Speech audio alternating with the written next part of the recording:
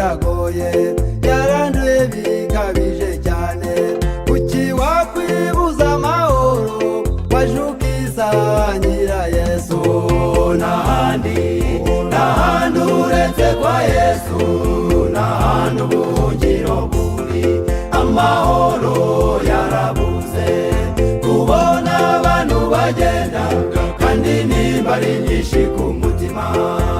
none mbigire nesiga byose byaba bibabaza Yesu umwami wadupfiriye ibyo byose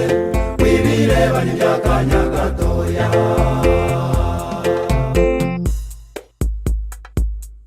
dore jyewe ndi umunyabwenge mfite n'amashuri menshi intego yanjye ni ukubaho neza ariko kandi nta mahoro nabonye n'ahandi uretse kwa Yesu n'ahandi ubuhungiro buri amahoro yarabuze kubona abantu bagenda kandi nimba ari nyinshi ku mutima none mbigire nesiga byose byaba bibabaza Yesu umwami wadupfiriye ibyo byose wibireba n'iby'akanya gatoya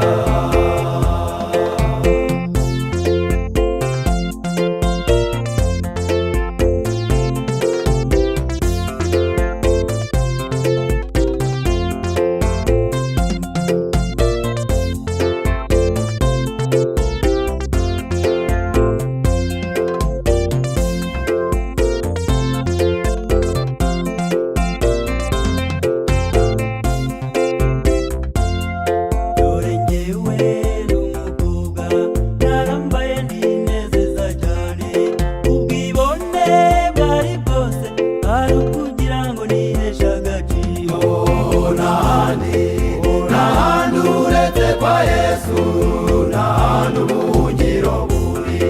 amahoro yarabuze kubona abantu bagenda kandi nimba ari nyinshi ku mutima none mbigire nesiga byose byaba bibabaza Yesu umwami wadupfiriye ibyo byose wibireba n'iby'akanya gatoya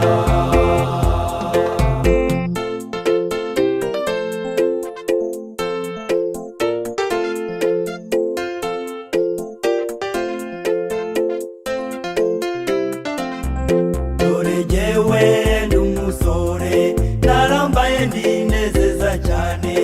abakobwa beza narabakunze ariko kandi nta mahoro nabonye n'ahandi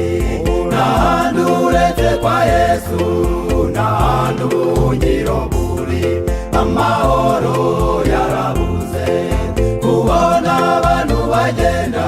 kandi nimba ari nyinshi ku mutima none mbigire nesiga byose byaba bibabaza Yesu umwami wadupfiriye ibyo byose wibireba n'iby'akanya gatoya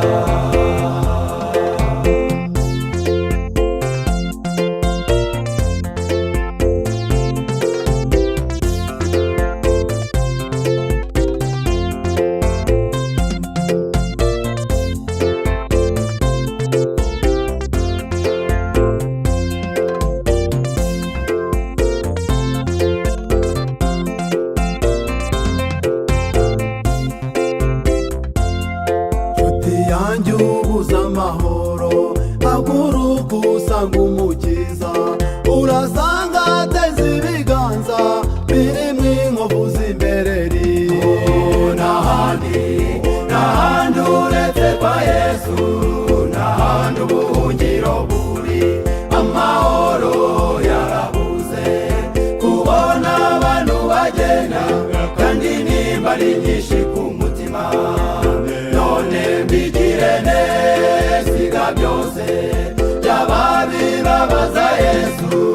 umwami wadupfiriye ibyo byose wibireba n'iby'akanya gatoya n'ahandi uretse kwa Yesu